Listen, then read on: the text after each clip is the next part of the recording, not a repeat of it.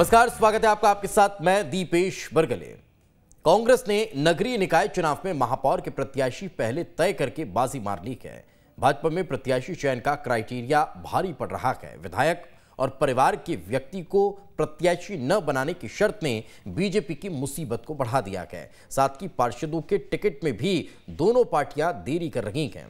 ऐसे में कई सवाल हैं जिनके जवाब तलाशेंगे। पहली रिपोर्ट देखिए।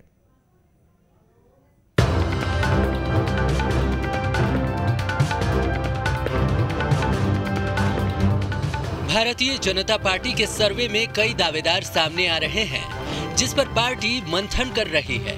11 जून से नामांकन प्रक्रिया शुरू हो गई है, लेकिन अब तक बीजेपी ने प्रत्याशियों के नामों का ऐलान नहीं किया है।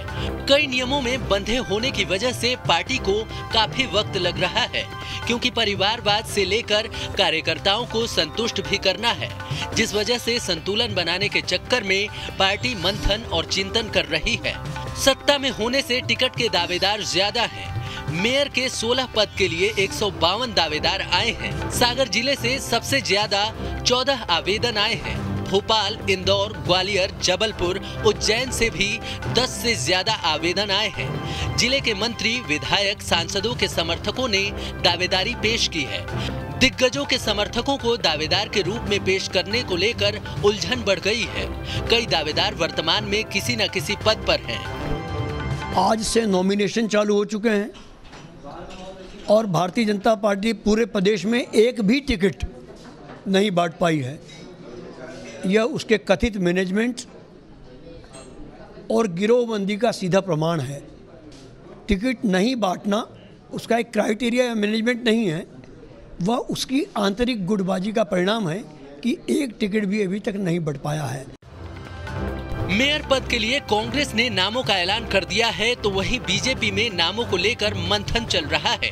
लेकिन पार्षद पद के लिए दोनों पार्टियों ने नामों का खुलासा नहीं किया है। दोनों पार्टियां दावेदारों की बड़ी संख्या में से जिताऊ प्रत्याशी ढूंढ रही है। साथ ही जिन कार्यकर्ताओं को टिकट नहीं मिलेगा, उनके बीच कैसे संतुलन बैठाना है, इस पर भी पार्टी में चिंतन चल रहा है। पार्षदों के टिकट के लिए बीजेपी कांग्रेस की तरफ से ऐलान नहीं। दावेदारों की संख्या ज्यादा होने से पार्टी मंथन कर रही है। टिकट न मिलने से बगावत कर सकते हैं दावेदार। टिकट न मिलने से दावेदार निर्दलीय लड़ सकते हैं चुनाव। पिछली बार निर्दलियों ने पार्टियों का खेल बिगाड़ा था। निर्दलियों ने पिछले चुनाव में बीजेपी और कांग्रेस को कड़ी टक्कर दी थी। निर्दलियों की वजह से कांग्रेस को काफी नुकसान उठाना पड़ा था।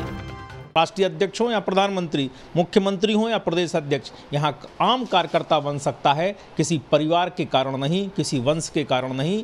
और यही कारण है कि भारतीय जनता पार्टी लगातार फल फूल रही है, बढ़ रही है, क्योंकि जनता की हिस्सेदारी, भागीदारी इसमें लगातार बन रही है।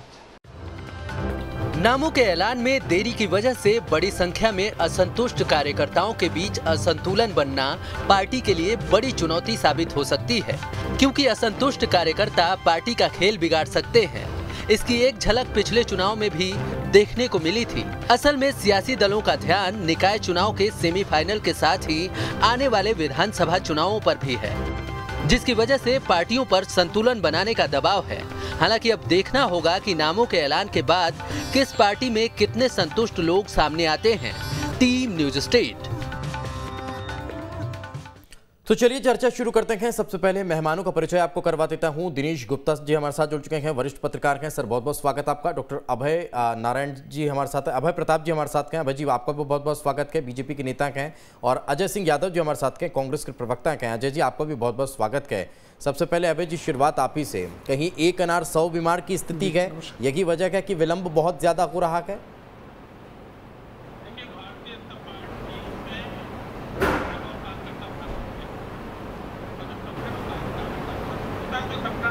अभय जी, चूंकि आपकी आवाज़ ठीक से हम तक पहुंच नहीं पा रही है, इसलिए मैं वापस लौटूंगा आपके पास, वापस से जुड़ने की कोशिश करेंगे। एक कमेंट अजय जी से ले लेते हैं। अजय जी, कांग्रेस पार्टी ने तो बाजी मार ली, लेकिन पूर्ण तौर पर जो टिकट का वितरण है वो कैसे संभव हो पाएगा? कहीं आपके यहाँ भी इस तरह की स्थिति तो नहीं कि पद कम और प्रत्याशी ज़्यादा, उम्मीदवार ज़्यादा, दावेदार ज़्यादा? देखिए दीपेश जी, मध्य प्रदेश में कांग्रेस पार्टी नगरीय निकाय चुनाव में पूरी मजबूती के साथ मैदान में है और हमारा सब कुछ अपने लक्ष्य के अनुसार चल रहा है। आपने देखा होगा, हमने नगरीय निकाय चुनावों के लिए बैठक बुलाई और पहली ही बैठक में 16 में से 15 नगर निगमों के महापौरों की घोषणा कर दी गई। हमारे पूरे मध्य प्रदेश के सभी नगर पालिका, नगर परिषद, नगर निगम में पर्यवेक्षक अपनी रिपोर्ट प्रदेश कांग्रेस कमेटी को सबमिट कर चुके हैं और उस रिपोर्ट के आधार पर आगामी 2 से 3 दिन में पूरे मध्य प्रदेश के सभी पार्षद प्रत्याशियों की घोषणा कांग्रेस पार्टी करने जा रही है। कांग्रेस पार्टी में कहीं कोई गफलत नहीं है। जीत की संभावना पार्टी के कद्दावर नेताओं को और साथ ही नई पीढ़ी के लोगों को ज़्यादा से ज़्यादा टिकट देना, यही हमारा क्राइटेरिया है। और सभी जगह जो हमारी चुनाव समितियां बनी थी, चुनाव समितियों ने सर्वसम्मति से एक नाम प्रदेश कांग्रेस कमेटी को भेजे हैं। कोई विवाद की स्थिति नहीं है। आगामी 2 दिन में आप देखेंगे पूरे मध्य प्रदेश के तमाम प्रत्याशी सामने होंगे। भारतीय जनता पार्टी का कुनबा बिखर गया है। ठीक है, मैं उन तस्वीरों पर भी आऊंगा जो तस्वीरें हमने देखी थी कि पार्षद पद को लेकर जो सिल्फ टॉवल जैसी स्थिति आई थी। अजय जी, उस पर भी जवाब लूंगा। लौटता हूं आपके पास। अभय जी हमारे साथ एक बार फिर जुड़ चुके हैं। अभय जी, फिर वही सवाल कि क्यों टिकट का वितरण नहीं हो पा रहा है? कहीं एक अनार 100 बीमार जैसी स्थिति है या कारण कोई और भी है? देखिए, मैंने आपसे पहले भी कहा था और अभी फिर कह रहा हूं कि भारतीय जनता पार्टी में संगठन और कार्यकर्ता महत्वपूर्ण है। 6507 पार्षदों के लिए चुनाव हो रहे हैं, 347 स्थानों के लिए चुनाव हो रहे हैं। इसलिए बड़े स्तर पर कार्यकर्ताओं को चुनाव में जाना है। नीचे से हमारे जिले की कमेटियां हैं, वो जाकर नगर परिषद, नगर पालिका में प्रभारी बनाए गए हैं, वो जाकर वहां से वार्डवार कार्यकर्ताओं के नाम सूचीबद्ध कर रहे हैं। फिर संभाग पर एक चयन समिति बनी है। उसके बाद प्रदेश में आता है मामला, महापौर के विषय हमारे प्रदेश में आएंगे। बाकी जो हमारे संभाग पर और होंगे, हमारे यहाँ एक प्रक्रिया है, उसके तहत जब सारे निर्णय होकर आते हैं उसी के बाद ही निर्णय जारी होते हैं। इसलिए आप बेफिक्र रहे। आज शुरू हुआ है चुनाव का नॉमिनेशन, 18 तक नॉमिनेशन हो रहे हैं। भारतीय जनता पार्टी समय सीमा के अंदर तय सकारात्मक प्रक्रिया कर रही है, इसलिए कहीं कोई देरी नहीं है। ठीक है, मैं लौटता हूं आपके पास। कई और सवाल रहेंगे जिनके जवाब लूंगा। एक कमेंट दिनेश सर से ले लेते हैं। सर, कैसे देखते हैं इन टिकटों के बंटवारे को लेकर? एक तरफ भारतीय जनता पार्टी अभी भी मंथन करती हुई नजर आ रही है, जिस वक्त अभी हम चर्चा कर रहे हैं उस वक्त चर्चा वहां पर भी चल रही है। दूसरी तरफ कांग्रेस पार्टी ने कुछ प्रत्याशियों के नामों का ऐलान कर ये कह दिया है कि हम तो सबसे आगे हैं और हमारे लगातार जैसे फीडबैक मिल रहे हैं उस आधार पर हम अपने प्रत्याशियों के नामों का ऐलान कर रहे हैं। दोनों राजनीतिक दलों के टिकट बंटवारे को लेकर एक एक्सपर्ट कमेंट आपका। दीपेश जी, निश्चित तौर पर कांग्रेस ने 15 महापौर के प्रत्याशी घोषित कर दिए हैं। ये आप कल्पना करिए कि यदि नगर पालिका अध्यक्ष और नगर पंचायत के अध्यक्षों का चुनाव प्रत्यक्ष प्रणाली से होता तो क्या भारतीय जनता पार्टी और कांग्रेस ये समय सीमा में बिना असंतोष के टिकट बांट पाती? ये सबसे बड़ा सवाल है। क्योंकि देखिए, भारतीय जनता पार्टी ने अभी तक तो कोई नाम तय नहीं किए। यदि 400 नाम तय करना होता सीधे अध्यक्ष के लिए तो स्थिति क्या होती और कांग्रेस की स्थिति क्या होती? क्योंकि वहां भी जो है सब कुछ ठीक नहीं होता, क्योंकि इतने निचले स्तर का चुनाव है और इतने नेता होते हैं जो शुरुआत चाहते हैं, कुछ पार्षद से करना चाहते हैं, जो पार्षद रह चुके हैं वो अध्यक्ष बनना चाहते हैं या महापौर बनना चाहते हैं। तो वहां एक बड़ी संख्या निचले स्तर पर होती है, मैदानी कार्यकर्ता की उम्मीद होती है। अब यदि आप जो है टिकट नहीं देंगे तो असंतोष पनपेगा। तो आपके पास डैमेज कंट्रोल की स्ट्रेटजी भी होनी चाहिए। जो भारतीय जनता पार्टी, मुझे लगता है कि कहीं ना कहीं ये डैमेज कंट्रोल पर भी फोकस कर रही है, क्योंकि उनके यहाँ कुनबा बढ़ गया है और एक ऐसे जो है राजनीतिक दल से लोग उनके यहाँ आए हैं जिनके यहाँ अनुशासन या संगठन जैसी चीज नहीं हुआ करती थी। तो यदि उन लोगों को अपनी अपेक्षा के अनुसार यदि टिकट नहीं मिला तो संभव है कि कोई निर्दलीय उम्मीदवार खड़े हो, बगावत हो, तो उस स्थिति में आपके पास जीतने की जो संभावनाएं हैं वो कैसे बढ़ा के रखें। तो इस पर भी कहीं ना कहीं पार्टी में मंथन चल रहा होगा। जो निचले स्तर के बड़े नेता हैं जिले के, उनसे भी विचार विमर्श चल रहा होगा। अलग अलग पर्यवेक्षक भारतीय जनता पार्टी के हैं। तो जितना छोटा चुनाव होता है चुनौती उतनी बड़ी होती है और उस चुनौती को हम ये भारतीय जनता पार्टी जो सत्ताधारी दल है उसमें देख भी रहे हैं। बिल्कुल, मैं लौटता हूं, अजय जी से कमेंट लेता हूं। अजय जी, जिस बात का मैं जिक्र कर रहा था, हमने तो तस्वीरें ये भी देखी थी कि किस तरह से अब युद्ध जैसी स्थिति निर्मित हो गई थी, लड़ाई जैसी तस्वीरें निकलकर सामने आई थी, हाथापाई हो गई थी, नोकझोंक हो रही थी। तो ये सब फिर किस वजह से हो रहा है? इसका भी क्या कोई खास कारण? देखिए दीपेश जी, किसी तरह के युद्ध जैसी स्थिति के हालात नहीं है। कांग्रेस पार्टी में इस समय उम्मीदवार चाहते हैं कि पार्टी का टिकट मिले, क्योंकि जीत की संभावना बहुत अधिक है। भारतीय जनता पार्टी ने जो 8 साल तक नगरीय निकायों में अव्यवस्था, भ्रष्टाचार फैलाया, उसका जनता जवाब देना चाहती है। इसलिए कई बार कार्यकर्ताओं का उत्साह अति उत्साह में बदल जाता है, जिस तरह की तस्वीरें सामने आई थी। नहीं, तो फिर जो आप कह रहे हैं कि भारतीय जनता पार्टी में लगातार जो नेता हैं, नहीं, फिर एक और सवाल यहाँ पर ये खड़ा होता है अजय जी कि आप कह रहे हैं कि आपके कार्यकर्ता चाह रखे हैं, क्योंकि जीत की गुंजाइश बहुत ज़्यादा कांग्रेस पार्टी की नज़र आ रही है, इसलिए वो ज़्यादा से ज़्यादा लोग टिकट के लिए अपील कर रहे हैं। तो भारतीय जनता पार्टी में जो तस्वीरें हैं वो किस वजह से हैं? वो भी तो जीत के लिए सुनिश्चित होंगे, या फिर उन नेताओं के इस टिकट के लिए कुछ और कारण भी हैं? देखिए दीपेश जी, भारतीय जनता पार्टी में तस्वीरें दूसरी तरह की हैं। ग्वालियर में अध्यक्ष जी 10-10 हजार रुपए ले रहे हैं, कहीं उनके पार्टी करते हुए वीडियो सामने आ रहे हैं, कहीं बायोडाटा पे सिंधिया समर्थक लिखा जा रहा है। इंदौर, भोपाल जैसी नगर निगम में महापौर प्रत्याशी का अता पता नहीं है। तो भारतीय जनता पार्टी बिखराव में है, कोई एजेंडा नहीं बचा है, कोई क्राइटेरिया नहीं है। दल बदलू भी चलेगा, बिकाऊ भी चलेगा, और किसी भी तरह का परिवारवाद भी चलेगा। कोई रीति नीति, कोई सिद्धांत नहीं है, केवल कार्यकर्ताओं को तवज्जो नहीं दी जाएगी। कुछ इसी तरह का आरोप, कुछ इसी तरह का आरोप मध्य प्रदेश भारतीय जनता पार्टी के, भाजपा में कुछ इसी तरह का आरोप मध्य प्रदेश भारतीय जनता पार्टी के प्रवक्ता की तरफ से लगाया गया था। आप लोग उनके खिलाफ मानहानि का मुकदमा दायर करने चले गए। अब कुछ इसी तरह की बात अजय जी आप भी इस डिबेट के दौरान कह रहे हैं, तो दोनों तरफ की पलड़े बराबर हैं, मुझे ऐसा लगता है। देखिए, मैं नहीं कह रहा हूँ सामने देखिए दीपेश जी, कांग्रेस और भाजपा में अंतर है। हम तथ्यों पे बात करते हैं। ग्वालियर में एक वीडियो सामने आया था, भाजपा के जिला अध्यक्ष पार्षद टिकट की उम्मीदवारी के लिए 10,000 रुपए ले रहे थे, और वो वीडियो पब्लिक डोमेन में आप चाहेंगे मैं आपको भी उपलब्ध करवा दूंगा। और भारतीय जनता पार्टी नकार दे कि वो वीडियो गलत था, लेकिन उनके प्रवक्ता ने जो बात की वो गलत थी, इसलिए हमने मानहानि का मुकदमा लगाया है, और उन्हें माफी भी मांगना पड़ेगी, नहीं तो मानहानि को भुगतने के लिए भी तैयार रहे। ठीक है अभय जी, बड़ा सवाल यही कि अभी भी मंथन चल रहा है। इतने चिंतन मंथन के बाद भी क्या अमृत निकल पाएगा? क्या ये तय हो पाएगा कि कहीं कोई नाराज ना हो, कहीं किसी की नाराजगी सामने ना आए? और क्या आपको लग रहा था कि ये एक बड़ा डर है, इसी वजह से बूथ बूथ पर जाकर कार्यकर्ताओं को इस बात की तरफ मोटिवेट किया गया कि प्रत्याशी कोई भी हो, टिकट पार्टी की रहेगी, जीत पार्टी के कार्यकर्ता की होनी चाहिए? देखिए, भारतीय जनता पार्टी में हमेशा से प्रत्याशी कमल का फूल होता है। सभी कार्यकर्ता कमल का फूल देखकर काम करते हैं। चुनावी प्रक्रिया, प्रत्याशी तो हमारे लिए जो है एक बात की प्रक्रिया होती है, जो कि एक संवैधानिक पार्टी के आंतरिक लोकतंत्र जो होता है उसके थ्रू प्रत्याशी चयनित होकर आते हैं। इसलिए हमारा कार्यकर्ता कमल का फूल मांग के ही काम करता है। जैसे कांग्रेस में हमारे यहाँ शपथ पत्र नहीं भरवा जाते, हमारे यहाँ कार्यकर्ताओं पे की ऐसी दुर्भाग्यजनक स्थिति नहीं है जितना अपमान कांग्रेस में कार्यकर्ताओं का हो रहा है।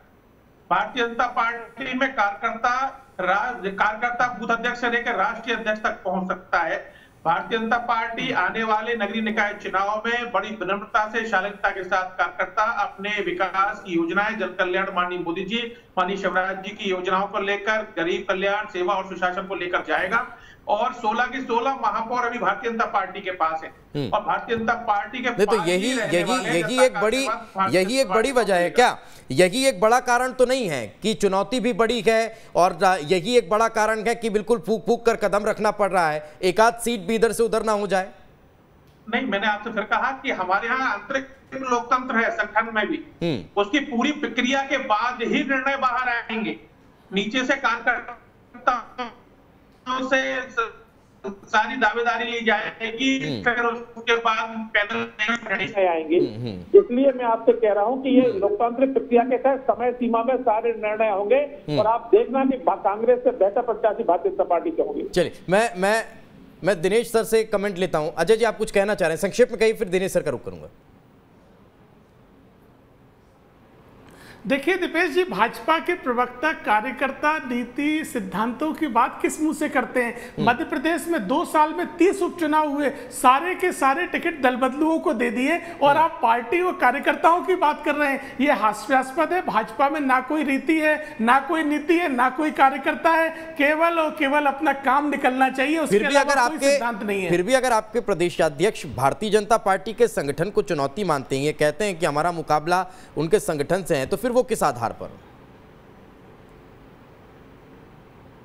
देखिए, कांग्रेस पार्टी ने अपने संगठन को बहुत मजबूत किया है। हमारा संगठन जो ब्लॉक स्तर तक होता था, हम बूथ लेवल तक और मंडलम स्तर तक ले गए। हम सच्चाई स्वीकार करते हैं, भाजपा के संगठन में कुछ ऐसी चीजें थी जिनको हमने अपने संगठन में उससे भी मजबूत किया है। और आगामी चुनाव में आप देखेंगे कांग्रेस का संगठन भाजपा को चित्त कर देगा। 200 सीटों के साथ कमलनाथ जी के नेतृत्व में कांग्रेस की सरकार बनेगी। अभय जी, मैं जवाब लूंगा आपसे। दिनेश सर से कमेंट ले लेता हूं।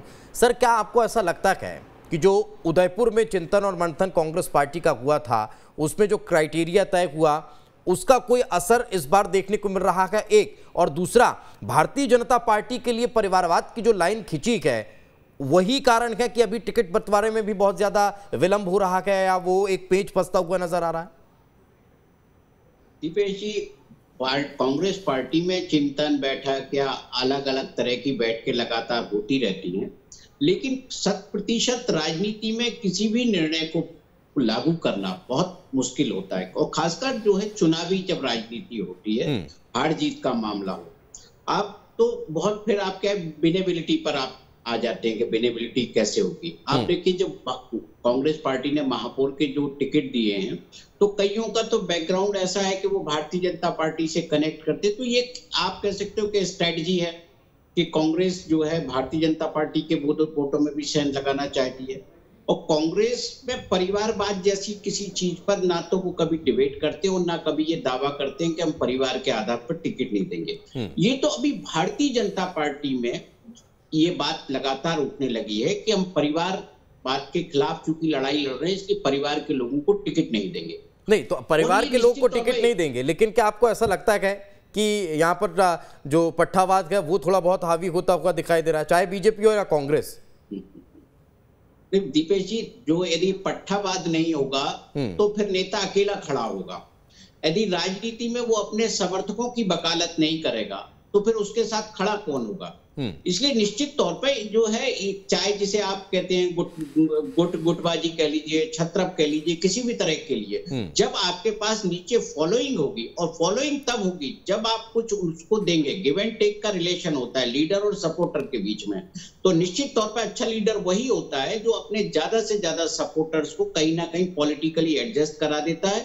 और अन्यथा फिर वो क्या जो फिर सारा संगठन पर निर्भर हो जाता है कि हम तो संगठन की बात मानते हैं। तो अलग अलग तरीके की राजनीति होती है, तो हर नेता कोशिश करता है कि उसके समर्थक को टिकट मिले। जी जी जी, अभय जी, अन्यथा मत लीजिएगा, आम राजनीतिक बोलचाल की भाषा का शब्द है, कहीं ये भी भारी पड़ता हुआ दिखाई तो नहीं दे रहा है? पट्टावाद वाली स्थिति तो नहीं है कि अपने अपने चहेतों को टिकट दिलवाने की कोशिशें तो यहाँ ज़्यादा नहीं हो रही है, जो इस बात के लिए प्रेशर हो रहा हो और यही विलंब का कारण भी बन रहा हो? नहीं, ऐसा कोई कारण नहीं है। हमारी बैठकें अभी शुरू हुई हैं, जो चुनाव समिति बैठेगी उसमें सब निर्णय होंगे। नहीं, जो भारतीय जनता पार्टी चुनाव के लिए हमेशा तैयार रहती है, वो अगर अभी ये कहे कि नहीं अभी तो हमारी बैठकें ही शुरू हुई हैं, तो थोड़ा सा ठीक ठीक लगता नहीं है कि आप विरोधाभास से स्थितियां हो जाती हैं। मैंने आपसे कहा ना कि भारतीय जनता पार्टी वो पार्टी है जो 12 महीने 365 दिन इसके कार्यकर्ता, कार्यालय और कार्यक्रम चलते हैं, इसलिए इसको चुनाव के प्रत्याशी तय करने में किसी भी प्रक्रिया से अलग से नहीं जाना है, वो प्रक्रिया उसकी तय है। लेकिन मैं अपने कांग्रेस प्रवक्ता जी से कहना चाहूंगा कि जिन्होंने अभी राजस्थान में मंथन किया था कि एक व्यक्ति एक पद और जीतू पटवारी जी से लेकर दुनिया भर के इस्तीफे करवाए, और आज वो महीने भर भी उनकी वो उस पर वो नहीं चल पाए, तो इसके लिए उन्हें अपने गिरेबान के अंदर झांकने की आवश्यकता है। नहीं, मैं उनसे जवाब लेता हूं। आप जिस बात का जिक्र कर रहे हैं, अजय जी मुस्कुरा भी रहे हैं, उसका जवाब भी मैं अजय जी से ले लेता हूं। लेकिन उसी के साथ अभय जी, इसी पर आप भी एक क्विक रिएक्शन दे दीजिए, फिर मैं अजय जी से जवाब लूंगा। अभय जी, क्या ये भारतीय जनता पार्टी में भी क्राइटेरिया तय हो जाएगा कि अगर विधायक है तो महापौर का चुनाव नहीं लड़ेगा? शायद आप इसी लाइन पर बात कर रहे थे। मैं आपसे फिर कह रहा हूं कि हमारा संगठन, हमारा नेतृत्व कार्यकर्ताओं की आई आवाज से निर्णय करता है। इसलिए जो निर्णय होंगे आपके सामने बहुत जल्द सामने आने वाले हैं। इसलिए इनके तो मैंने ये बताया था कि इन्होंने अभी चिंतन बहुत किया था और ले देकर चिंतन में ये निकला कि महीने भर भी वो चिंतन जो है नहीं चल पाया। अजय जी जवाब दे दीजिए अभय जी की बात का। हालांकि मेरे सवाल का उन्होंने भी गोलमोल जवाब दे दिया है। वो कुछ सवाल तो यही है कि क्या विधायक अगर गए तो महापौर का चुनाव लड़ सकता है, नहीं लड़ सकता है? अजय जी देखिए दीपेश जी, मध्य प्रदेश के नगरीय निकाय चुनावों के संदर्भ में प्रदेश कांग्रेस अध्यक्ष कमलनाथ जी स्पष्ट कह चुके हैं, हमारा एक ही क्राइटेरिया है, जीत की संभावना, और उसी आधार पर टिकट बांटे गए हैं। चाहे वो परिवार का व्यक्ति हो, चाहे नया कार्यकर्ता हो, चाहे अन्य कार्यकर्ता है। हम तो फिर पार्टी का वो फॉर्मूला कहाँ जाता है अजय जी? नहीं, फिर पार्टी का वो फॉर्मूला कहाँ जाता है? बिल्कुल, जहाँ 50-50 की बात को रही हो, जहाँ एक परिवार एक टिकट की बात को रही हो, एक परिवार एक पद की बात, एक व्यक्ति एक पद की बात को रही हो। बिल्कुल सही बात है। जहां तक रही बात उदयपुर चिंतन शिविर की, कांग्रेस पार्टी द्वारा उदयपुर चिंतन शिविर में जो निर्णय लिए गए हैं वो 2024 के लोकसभा चुनाव के पहले तक धीरे धीरे अमल में लाए जाएंगे। उसको त्वरित गति से मध्य प्रदेश या नगरीय निकाय चुनावों के लिए लागू नहीं किया गया है। ये एआईसीसी द्वारा 2024 के लिए फॉर्मूला बनाया गया है। सभी को ये चीज़ पूरी तरह से जानकारी में होना चाहिए। भाजपा परिवारवाद का विरोध करती है, नड्डा जी कहते हैं, और ज्योतिरादित्य सिंधिया पीठ थपथपाते हैं कि हम परिवारवाद के खिलाफ हैं। पंचायत चुनाव में भाजपा के तमाम नेता, चाहे गोविंद राजपूत हो, चाहे भूपेंद्र सिंह हो, अनिल जैन हो, उमा भारती हो, सभी के परिजन चुनाव मैदान में है। और कांग्रेस की तरफ से कोई नहीं है क्या? परिवारवाद के खिलाफ भारतीय जनता पार्टी मैदान में है। तो ये बिल्कुल स्पष्ट है। हमने कहा हमारा विनिंग फॉर्मूला है, हमारे यहाँ कोई हमारा सीधा क्राइटेरिया है।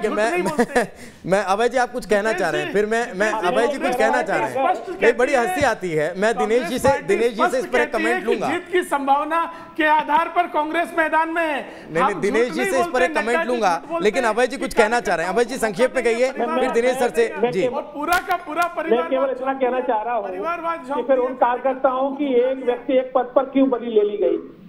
उनसे पद उनसे क्या राजनीतिक प्रतिद्वंदता के कारण कांग्रेस ने पद छीन लिए? वो तो 2024 के लिए उन्होंने क्राइटेरिया बनाकर रखा है ना। आप क्या तो जेपी नड्डा साहब ये कह के गए हैं कि नगरीय निकाय और पंचायत में भी हम इसको लागू करेंगे, और प्रेस कॉन्फ्रेंस में उन्होंने इस बात का जिक्र किया। भाई जी हमारे यहाँ व्यक्तिवाद, परिवारवाद, पक्षावाद नहीं चलता। यहाँ कार्यकर्ता बूथ अध्यक्ष से लेकर राष्ट्रीय अध्यक्ष प्रधानमंत्री तक पहुँचता है। 20-22 साल में 15-17 दिनेश जी क्या यही कारण है कि आला कमान का जो एक सीधा सा एक लाइन का संदेश है वो अब हावी इस तरह से पड़ रहा है कि पंचायतों में जो डायरेक्ट तो चुने नहीं जाएंगे, डायरेक्ट पार्टी का समर्थन तो होगा नहीं, या फिर ये कह लीजिए कि पार्टी सिंबल पर होगा नहीं, तो उसके जरिए रास्ता बनाने की कोशिश है। दिनेश जी बिल्कुल ठीक कहा दीपेश जी आपने ऐसी तस्वीरें कई जिले में देखने को आई हैं कि आप जिला पंचायत के लिए जो सदस्य किसी परिवार का आदमी निर्विरोध निर्वाचित हो गया, फिर आप ये कहेंगे कि ये तो सालों से पार्टी में कार्य कर रहा है, इसका तो क्लेम बनता है, ये जो है अलग अलग स्तर पर चुनाव जीतता आया है। तो परिवारवाद को आप जो है सीधे तौर पर ना दिखा के वो अप्रत्यक्ष तौर पर भारतीय जनता पार्टी के भीतर भी परिवारवाद दिख रहा है। और जो लोग परंपरागत तौर से, देखिए क्या होता है कि आप पुराना कार्यकर्ता भारतीय जनता पार्टी का मान जाए, लेकिन जो लोग दूसरे दलों से आए हैं, जिनकी एक अपनी पृष्ठभूमि है, क्योंकि वो खुद के दम पर है, किसी संगठन के दम पर राजनीति नहीं करते थे, तो वो अपने परिवार की जो है इस विषय पर कुर्बानी नहीं देना चाहेंगे। वो अपने अपने तरीके से वो कर रहे हैं। तो बड़ा मुश्किल है कि किसी हम कह रहे हैं कि परिवारवाद राजनीति में नहीं चल सकता, वो तो चलेगा। आप देखिए कि चाहे जितने दावे किए जाओ, विधानसभा के समय भी हम देखेंगे ना, बहुत सारे ऐसे दृश्य सामने आएंगे जिसमें जो है परिवार के व्यक्ति को टिकट दिया जाए। सेकंड, लीडरशिप को डेवलप करने की कोशिशें लगातार होती रहेंगी, अब चलते रहेंगे, प्रयास होते रहेंगे कि दूसरे कार्यकर्ताओं को भी मौका दिया जाए, लेकिन नेता पुत्रों को इस बड़ी आसानी से दरकिनार किया नहीं जा सकता, उनसे पल्ला छुड़ाया नहीं जा सकता। यही वजह है कि 40-40 साल जो अगर विधायक रहेंगे उनके पुत्र भी पंचायत चुनाव में भाग्य आजमाने की कोशिश कर रहे हैं। खैर, वक्त इससे ज़्यादा इजाज़त दे नहीं रहा है। बहुत बहुत शुक्रिया आप तीनों मेहमानों का हमारे साथ चर्चा में जुड़ने के लिए, बातचीत करने के लिए। अब देखने वाली बात होगी कि क्या परिणाम निकल कर सामने आते हैं। भारतीय जनता पार्टी जो चिंतन मंथन कर रही है उससे अमृत किस तरह का निकलता है, और यह अमृत किसी के लिए विष का काम तो नहीं करता है, यह भी आने वाला वक्त बताएगा। दीजिए इजाजत, नमस्कार।